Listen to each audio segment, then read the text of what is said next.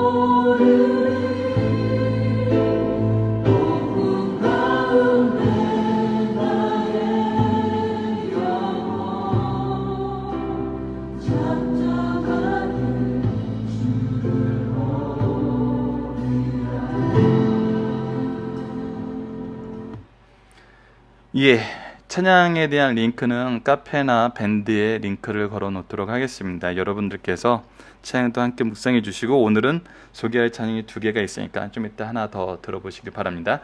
승리한 삶은 발행이신 박유일 목사님의 구속사로 조망한 성경연속 강해집 사도행전 3권을 통해서 편집이 되어 있습니다.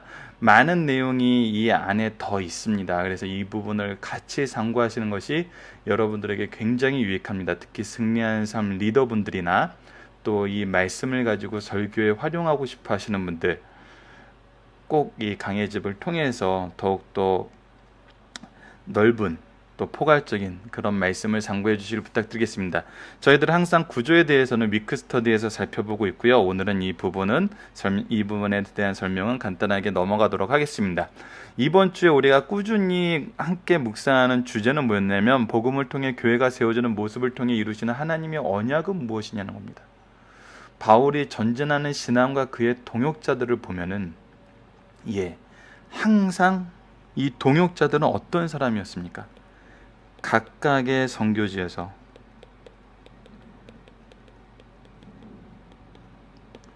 얻은 열매였습니다. 하나님께서는 항상 우리에게 허락해 주시고 약속해 주시는 것은 God with us, 우리와 함께 하심입니다. 이 함께 하심을 나타내는 가장 큰 모습 중에 하나는 뭐냐면 바로 이 동역자입니다. 사도 바울의 모습을 보면은 이 동역자의 모습이 너무나 명확하게 드러나고 있습니다. 특히 3차 여행에서는, 3차 전도의 모습에서는, 이 미션에서는 동역자들을 먼저 보내고 후에 보내고 다른 곳에 보내고 굉장히 선교 이 활동이 유기적으로 일어나는 것을 볼 수 있어요. 우리가 신앙생활을 하면서 결코 외롭게 하지 않습니다. 우리가 이 일을 하는데 항상 동역자를 허락해 주세요. 제가 지금은 박유일 목사님이나 김천수 목사님의 서포터 역할을 하지만, 이제 새로운 영역으로 이렇게 동영상 강좌나 이 학습 부분으로 가면은 저 또한 하나님께서 어떤 동역자를 우리에게 허락해 주실지 항상 기대하는 마음이 있어요. 하지만 이 모습을 통해서 우리가 또 하나 경험하고 반드시 기억해야 할 것은, 사도 바울의 전도 여행이 어떠했냐는 거예요. 철저하게 말씀 중심이었다는 거예요. 우리가 말씀으로 양육하지 않고 누군가가 나의 동역자가 되리라는 생각은 어려운 것 같아요.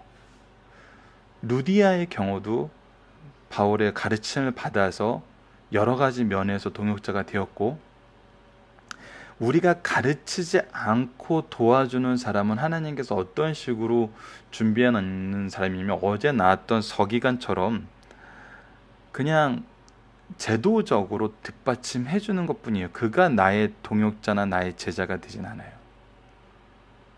그래서 우리가 신앙생활을 하면서 주의 일을 한다고 했을 때는 반드시 말씀으로 양육하는 것이 중요하다는 겁니다. 이것은 단순히 교회 안에서 교회 일꾼을 세우는 모습에만 한정된 것은 아니에요. 나의 자녀들이 언젠가는 나의 동역자가 되고 나의 신앙의 리더가 될 거예요. 그러면 나의 자녀를 어떻게 양육해야 되냐는 거예요. 반드시 말씀으로 양육해야 된다는 것입니다. 이거는 성경 전반이 가르쳐주는 확고한 질서예요. 우리를 통해서 말씀을 가르치게 하기 위해서 우리에게 자녀로 주셨고 우리에게 제자로 주었어요. 우리가 말씀을 가르치지 않고 이 사람이 우리 교회의 능력 있는 일꾼으로 나의 동역자가 되고 또 이 복음의 확장에 쓰임 받을 거라고 생각하는 것은 말씀을 가르치지도 않았는데, 씨 뿌리지도 않았는데, 그것은 어려움이 있어요. 또한 우리가 동시에 기억해야 될 것은 뭐냐면 바로 마가의 경우예요. 마가는 나중에 바울 사도의 굉장히 중요한 동역자가 됩니다. 그거는 뭐예요? 바나바를 통해서 양육되었던 사람이 나에게 또 양육을 받고 이 동역을 하면서 도움을 주는 사람으로까지 성장을 하는 거예요. 그래서 우리 교회에서 누군가가 정말 열심히 나에게 서포트를 하고 정말 동역자의 모습을 한다면은 누군가 그를 위해서 양육의 수고를, 사랑의 수고를 했던 것을 우리가 알아야 돼요. 이 얘기는 뭐냐면, 누군가가 나를 대신해서 양육의 수고를 한 걸 내가 그냥 누리면서 지낼 수는 없다는 거예요. 누군가가 나에게 굉장히 좋은 동역자로서 내가 양육하지도 않았는데 왔다는 것은 누군가 그를 양육한 것이고, 나는 또 무슨 일을 해야 되냐면 동일하게 말씀으로 양육하는 일을 해야 된다는 거예요. 이것은 굉장히 현대 교회의 모습에 많은 도전을 주고 있습니다. 우리의 삶에 많은 도전을 주고 있어요. 우리의 자녀와의 관계, 제자와의 관계, 교회 안에서 성도와의 관계, 영적 스승과 영적 제자의 관계. 이것은 영적 스승과 영적 제자는 육적인 나의 자녀와 부모의 관계에서도 될 수 있고, 이것은 역전적으로도 나타날 수 있어요. 나의 부모에게 하나님의 복음을 주기 위해서 나를 주권적으로 선택하셔서 복음을 먼저 받게 하는 경우도 있거든요. 그래서 우리는 믿음의 명문가라는 얘기를 했을 때 항상 이것이 우리 삶에 보여져야 돼요. 내가 누구에게 말씀을 배웠으며 누구에게 가르치는 것인가? 내가 아버지한테 말씀을 배워 자녀에게 가르쳐주는 것도 가능하지만 내 영적인 3대가 분명히 우리 교회 가운데 그 동역자의 모습으로 드러나게 돼 있어요. 이거는 하나님이 주신 약속이면서 동시에 축복이에요. 그래서 우리가 복음을 통해 교회가 세워지는 모습을 통해서는 반드시 이 모습이 드러나요. 오늘 말씀이 이 부분을 보여주고 있어요. 그랬을 때 교회는 든든히 서고, 그랬을 때 가정은 든든히 서고, 하나님의 통치가 세상에 보여지는 거예요. 증명되는 거예요. 이것이 하나님의 방법이에요.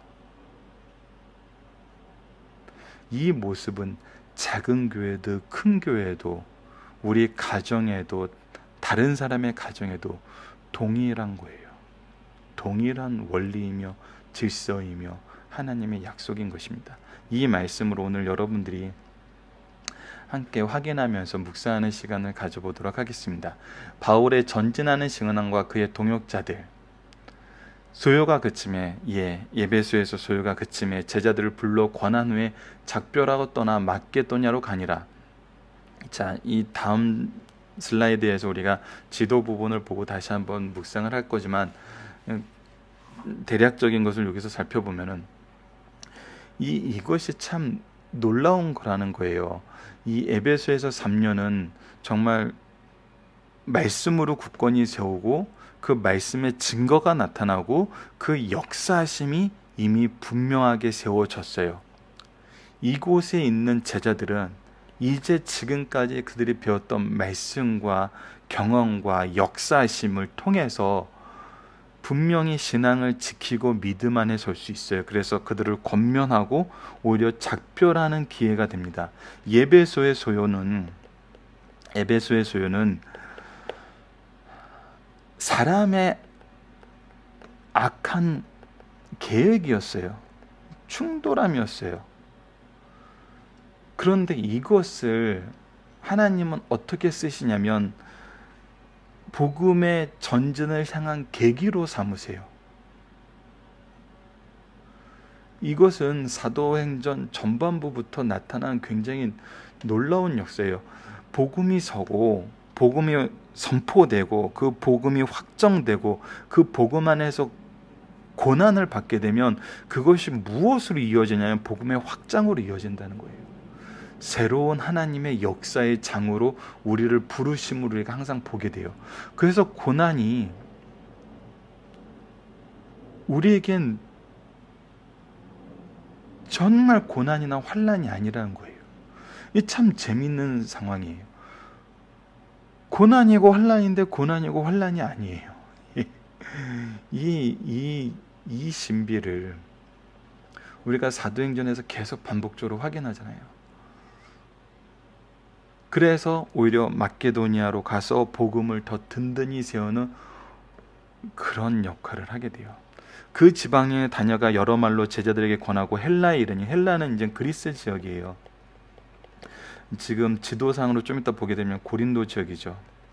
거기서 석 달 동안 있다가 이 석 달 동안 어떤 일이 있어지냐면 갈라디아서와 로마서가 작성되게 됩니다. 어제 우리 잠깐 로마서 말씀을 예루살렘에 가야 되는 그 내용에 대해서 얘기하고 내었던 바로 그 갈라디아서 로마서가 석 달 동안 이 고린도 교회에서 적혀지게 돼요. 그리고 나서 이제 파송받았던 안디옥이 있는 수리아 지역으로 가고자 하는데 그때 유대인들이 자기를 해하려고 공모함으로 그래서 배를 타고 수리아로 가면 이제 한 번에 가는데 이 배에서 자기를 해하는 유대인들을 만나면 힘들어요. 그래서 어떻게 되냐면 반대쪽으로 올라가서 다시 마게도냐를 거쳐 돌아가고자 해요. 그래서 드로아까지 이르게 됩니다. 그리고 어제 이제 서바나로 간다고 했을 때 로마를 거쳐 서바나로 간다고 했을 때 서바나가 어딘지 모르시는 분들이 있더라고요. 서바나는 바로 지금의 스페인 지역입니다. 그래서 로마 이후에 그 스페인 지역까지 로마의 통치권이 이른 그 점령지였던 그 수리아까지 서바나까지 이제 가고자 해요. 자, 그거는 이제 참고로 말씀을 드리고요. 저희 지도에 이 서바나 지역까지는 안 그려놨어요. 아시아까지 함께 가는 자는 자 보십시오. 이 부분은 좀 이따 지도에서 확인하겠습니다. 베레아 사람 브로야의 아들 소바도와 데살로니가 사람 아리스타고와 세군도와 더베 사람 가이오와 및 디모데와 아시아 사람 두기고와 드로비아 다 어디예요?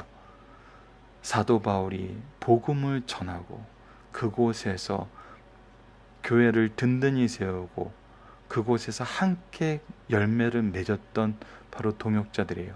그들이 먼저 가서 드로아에서 우리를 기다리더라. 그래서 먼저 보내서 교회를 먼저 점검하고 그곳에서 말씀으로 든든히 세우면서 이곳의 사역을 준비시키는 거예요. 우리는 무교절 후에 빌립보에서 이제 빌립보까지 이르렀어요. 빌립보에서 배로 떠나 다시마나 들어와 있는 그들에게 가서 이래를 더 머물게 돼요. 자, 이 전반적인 내용을 그냥 지도를 통해서 한번 보도록 하겠습니다. 자, 지금 예배소 지역이 있었어요. 소요가 그침에 이제 마케도니아로 가고 지금 마케도니아 지역으로 가게 됩니다. 이 지역을 돌아보고 있는 거예요. 그 다음에 헬라에 이르러 제자를 고민하고 헬라에 이르러 그냥 계속 반복적으로 이곳을 돌아다니고 있어요.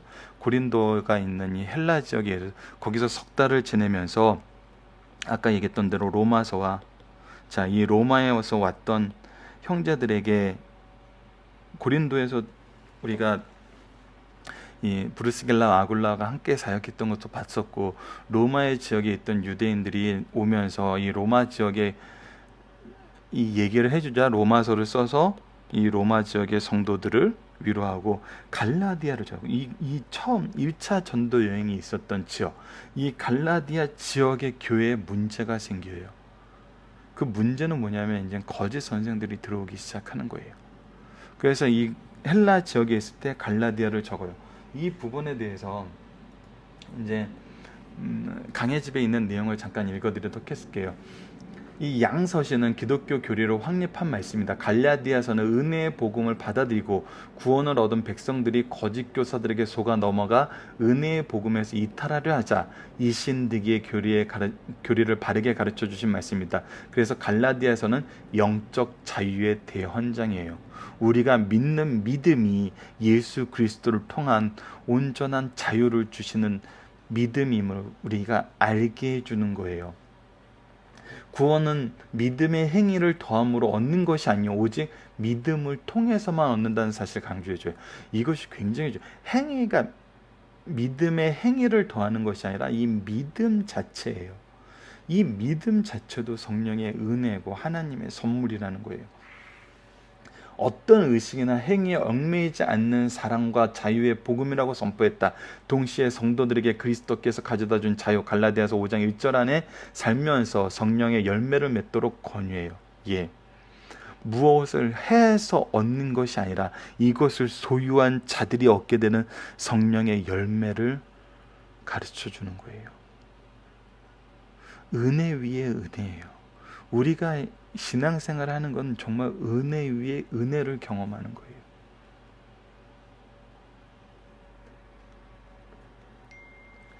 이러한 내용을 담은 말씀인 갈라디아는 바로 이 석 달 동안 고린도에서 썼다. 로마서는 성경 말씀 가운데 가장 체계적인 말씀으로 편지라기보다는 정교하고 논리적인 신앙 논문이라고 할 수 있고 진리의 보고이다. 유대교와 이교의 사상적 도전을 물리치고 진리를 체계적으로 잘 정리하면서 언제 어디서나 능력 있게 복음을 전달하고 교회의 이교화를 방대한 말씀이에요. 이거는 로마에 굉장히 필요한 말씀. 하나님의 통치의 질서를 보여주고 하나님의 통치가 얼마나 확실함을 우리에게 보여줘요. 그래서 로마가 가지고 있는 이 황제 사상이 이 말씀을 이해하는 데 도움을 주고 있는 것을 볼 수 있어요. 이렇게 귀한 두 서신의 교리를 지금 이 헬라 지역인 고린도에서 3개월간 적게 됐다는 거예요. 거기서 석 달 동안 있다가 배를 타고 수리아로 가고자 할 때, 자, 여기서 이제 바로 배를 타고 이 수리아 지역으로 갈 수 있어요. 근데 어떻게 돼요? 유대인들이 죽이려고 하니까 이 길을 택하지 않는 거예요. 그래서 마케도니아를 다시 거쳐서 돌아가고자 해요. 아시아까지 함께 가는 자는 그래서 여기에서 드로아 지역을 거쳐 이 아시아 지역에 다시 가게 되는데 함께 하게 되는 자들은 어떤 자들이냐면 자 봅시다. 베레아 사람, 베레아가 어디입니까? 바로 여기입니다. 베레아 사람 브로의 아들 소바도가 여기에서 열매를 맺었어요. 데살로니가 사람, 데살로니가는 바로 위에 있죠. 데살로니가 사람 아리스다고, 세군도, 그리고 더베 사람, 더베는 어디입니까? 바로 여기에요. 1차 전도 여행에 때 있어요. 가이오와 디모데와 아시아 사람, 이 아시아 지역에서 열매를 맺은 두기고와 드로비모, 그리고 지금 이 서신서를 쓰고 있는 누가까지, 1명, 2명, 3명, 4명, 5, 6, 7, 8, 8명인가요? 숫자는 다음에 한번 확인해 보도록 하겠습니다. 그들이 먼저 가서 드로아에서 이제 누가만 남겨놓고 이들은 드로아에 먼저 보내서 이곳에서 바울을 기다리게 해요. 그리고 무교절 후에 빌립보에서 어디로 얘기해요? 무교절 후에 빌립보에서 배를 타고 닷새만에 드로아에 이르게 됩니다. 이거는 2차 선교 여행의 이제 역순인 것 같아요. 역순의 모습이죠. 자, 이러한 모습이 바로 사도 바울의 3차 전도 여행에 드러나 있는 모습이에요. 그래서 얼마나 이곳에서 영적인 씨앗을 맺고 이것을 통해서 일하는지 우리가 볼 수 있어요. 자, 그래서 오늘 묵상하기는 딱 한 가지입니다. 바울은 그의 사역을 누구와 함께 했고 누구를 위하고 있나요? 그의 제자들. 그 제자들을 위해서 하고 그 제자들과 함께 하고 있어요. 이 신앙의 모습은 항상 이 동역자들을 우리에게 붙여주십니다. 그래서 이것을 우리가 기억하면서 언제나 하나님의 준비하심을, 또 함께 일하심을, 또 열매 맺게 하심을 바로 우리의 영적 제자들을 통해서 확인할 수 있음을 기억하시면서 항상 말씀 중심의 신앙생활을 하시기 바랍니다. 말씀을 배우고 가르치는데 항상 포커스가 있어야 돼요. 신앙생활에는 그것이 중심입니다. 이것이 중심이 된 이후에 성령의 은사로 말미암아 다양한 은사 속에서 여러분들의 역할을 하실 수 있어요. 근데 이 역할의 핵심은 제자입니다. 제자가 있는지 항상 확인하셔야 돼요. 나에게 제자가 없다면은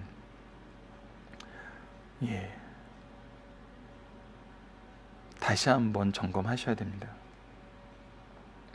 자, 중심 사상을 보도록 하겠습니다. 바울의 3차 전도 여행은 마무리 단계에 접어든다. 20장 말씀을 정리해보자. 예배소를 떠나 유럽 대륙으로 건너가 이미 세운 교회를 굳건히 세운 다음에 다시 드로아로 돌아왔다. 드로아에서 일주일 동안 있으면서 말씀을 증거하였고, 이 부분은 다음 주에 보게 됩니다. 이때 유두고가 떨어져 죽었으나 다시 살아났으며 드로아에서 밀레도에 이르러 예배소 교회 장로들에게 고별 설교를 해요. 이 고별 설교도 우리가 상고하게 됩니다. 그리고 예배소로 예루살렘으로 향하게 됩니다. 누가는 성령의 감동함을 받아 누가복음과 사도행전을 기록하면서 예수님께서 마지막으로 예루살렘에 올라가신 사건과 바울이 마지막으로 예루살렘에 올라간 사건을 같은 시각에서 기록하고 있어요. 이것을 통해서 우리가 뭘 보냐면 예수님의 사역을 그대로 따라하는 바울의 모습을 보여줘요. 그러니까 우리는 누구의 발자취를 따라가는 삶을 사는 거냐면 예수님의 발자취를 따라가는 삶을 사는 거예요. 이것을 바울을 통해서 우리에게 확인시켜주고 우리로 하여금 이 길을 따를 수 있도록 인도해 주시는 거예요. 예수님과 마찬가지로 바울도 자신의 제자들과 함께 여행했고, 예수님과 마찬가지로 바울도 그의 생명을 빼앗으려는 음모를 꾸미 유대인들의 반대를 받았고, 예수님과 마찬가지로 바울도 그의 순환에 대하여 3번 연속적으로 예언하는 예언을 받았어요. 그 중에 그가 이방인의 손에 옮겨질 것이라는 예언도 포함되어 있어요. 예수님과 마찬가지로 바울도 자기 목숨을 내어줄 각오가 되어 있었다고 단언하였고, 자기 사명을 완수하고 그것을 피하지 않기로 결심했어요. 모든 것은 하나님의 뜻에 맡겼다는 거예요. 하나님의 뜻에 맡기는 사역이 우리의 사역이라는 거예요. 자, 이 부분은 우리 승리하는 삶 18, 19페이지에 주간이신 김천수 목사님이 더 이게 도표로 잘 정리를 해놓으셨어요. 이 부분을 잘 보도록 해요. 그래서 기사가 중심이 돼요. 이방 선교에 관심을 가진 것과 예루살렘의 여행이 주제가 되고, 청년을 살리고 치유하고 촉기 사건, 중풍병자 고치고 결력자 앞에 서고 무죄 선언 받고 없이 하려는 압력이 있고 축사하시는 이 모든 내용이 예수님과 바울 사도가 이렇게 병행으로 우리에게 설명이 되고 있어요. 이것을 통해서 우리가 더욱더 이 예수님의 발자취를 따르는, 예수님의 뜻과 예수님의 뜻은 곧 하나님의 뜻이었으니까 우리가 하나님의 방법을 따르는 그 삶의 내용을 우리가 보고 무엇에 포커스를 두고 우리의 신앙생활을 해야 되는지 다시 한번 묵상하는 시간을 가졌으면 합니다. 여러분들 이 18, 19페이지는 다시 한번 여러분들이 각자가 확인해 주는 시간을 가지길 부탁드립니다. 중심 사상을 보도록 하겠습니다. 어떤 상황에도 부정적으로 보지 않고 긍정적으로 보면서 자기 사명을 바르게 감당하는 바울 사도의 모습을 볼 수 있어요. 3년간 예배소에 있으면서 지금까지 없었던 역사와 열매를 거두었다. 데메드리오의 선동이 도화선이 되고 소요 사건이 일어났고, 이 사건은 큰 핍박이 없이 수습되었으나 바울은 예배소를 떠나라는 하나님의 뜻으로 알고 새로운 선교 계획을 세웠어요. 즉 이것이 오히려 선교의 확장에 촉진자가 되었다는 것을 우리가 볼 수 있어요. 항상 환난은 선교의 촉진자가 되는 걸 볼 수 있어요. 제자들을 불러 지금까지 들은 진리의 말씀을 받아들여 그것을 삶에 적용시킬 것을 부탁하고 예배소를 떠납니다. 참으로 귀한 하나님의 종의 성품을 보여주는 귀한 말씀이에요. 이 말씀을 기억하면서 우리가 함께 나누고 싶었던 찬양이 바로 찬송가 336장 환난과 핍박 중에도입니다. 이 찬양은 여러분들 기도 끝나고 조금 이렇게 녹음 뒷부분에 붙일게요. 이 부분은 여러분들께서 이제 유튜브 링크를 걸어 드릴 테니까 카페나 밴드를 통해서 다시 한번 감상하면서 찬양에 동참해 주시길 부탁드리겠습니다. 2번입니다. 사도행전은 초대교회의 역사를 기록한 말씀이요, 교회의 기본 틀과 방향을 제시하는 말씀이에요. 동시에 서신서의 배경이 되어 본문 말씀 중 1절로 3절 말씀은 서신서의 귀한 배경이 됨과 동시에 바울 사도는 방문 전도에 힘을 기울여 찾아가 가르치고 권면할 뿐 아니라 이제 무엇을 하게 되어 무엇에 더욱더 힘을 써요? 서신 전도의 틈을 내어 편지로 가르치고 권면하였다는 사실을 보여줘요. 우리에게 좋은 삶의 교훈이 돼요. 승리하는 삶은 이제 박효일 목사님이 적어놓으신 이 강의 집을 가지고 어떻게 보면 이런 서신서의 역할을 하고 있어요. 여러분들께 문서와 방송으로 각자가 받아볼 수 있도록 그런 역할을 하고 있습니다. 항상 우리가 전도 카드를 보내거나 주보를 보내거나 이런 건 굉장히 중요하고 초대교회부터 이어왔던 굉장히 좋은 제도예요. 우리가 이 일을 함께 동참해서 할 수 있는 우리 승리하는 삶 가족 여러분들이 되었으면 합니다. 전도 사역에는 헌신적인 믿음의 동지가 필요해요. 사도행전 18장 18절로 23절 말씀 중 바울에게 동역자들은 브루스길라와 아굴라 부부의 경우에서 확인한 것 같이 모든 예로도 그렇지만 신앙생활, 특히 전도 사역에는 헌신적인 믿음의 동지가 필요해요. 바울에게 좋은 믿음의 동지가 있었으니 그들은 선교 사역의 큰 동반자들이었어요. 복음 전도 사역은 하나님의 영의 인도와 역사가 기본적이지만 동역자들의 도움이 없이는 바울의 사역은 거의 불가능해요. 그 귀한 중심 동역자가 누구인가를 소개해주는 귀한 말씀이에요. 이 동역자들은 어떻게 세워졌어요? 말씀 안에서 세워졌고 하나님께서 전도의 열매로, 선교의 열매로, 말씀의 열매로 세워짐을 약속하시고 주신 열매들이에요. 우리가 이 관계를 가정과 교회에서 반드시 확인하시면서 이 관계가 든든히 서는 것이 교회와 가정에 생명력 있는 하나님의 역사임을 우리가 기억하셔야 됩니다. 살펴보기 정답은 여러분들 카페를 통해서 확인해 주시고요. 적용하기 부분을 보겠습니다. 우리에게는 어떤 믿음의 제자가 있는가? 그 제자를 위해 우리는 무엇을 하는가? 이 부분은 우리가 평생 기억하시면서 묵상하시면서 생각하고 노력하셔야 되는 거예요. 바로 데살로니가전서 1장에서 나타났던 것처럼 사랑의 수고가 있고 믿음의 역사가 있고 소망의 인내가 있는 것은 천국뿐만 아니라 천국 백성과 천국의 확장의 모습에서 항상 드러나는 거예요. 즉 우리가 누구를 향해 가져야 되는 거예요? 우리의 제자를 향해 가져야 되는 거예요. 우리에게는 바로 사랑의 수고와 믿음의 역사, 소망의 인내가 있는 스승이 있고 또 이것을 가지고 소망 중에 양력하는 제자가 있어요. 사도 바울이 데살로니가 교회에 편지를 쓸 때 바로 이 내용이 살아서 역사하고 있었던 것을 우리가 확인하게 됩니다. 우리에게 이 일이 있어야 돼요. 사랑의 수고가 있어야 되고, 믿음의 역사가 있어야 되고, 소망의 인내가 하나님의 말씀 안에서, 그리스도의 은혜 가운데서, 우리 삶에서, 우리와 관계 맺는 사람들 속에서 항상 넘치는 승리하는 삶 가족 여러분들 되시기를 기도합니다. 마지막으로 말씀을 기초로 기도하기를 통해서 마치겠습니다. 하나님, 주의 일을 할 때 제자를 양육하게 하시며 그들로 동역하게 하시고 이들을 세우며 주의 사역을 계승하게 하심을 감사합니다. 언제나 그들을 위한 하나님의 뜻을 전하는 축복의 통로가 되게 하여 주시고 그들을 향한 기도와 사랑의 수고가 끊이지 않게 하여 주소서. 예수님 이름으로 기도드립니다. 아멘.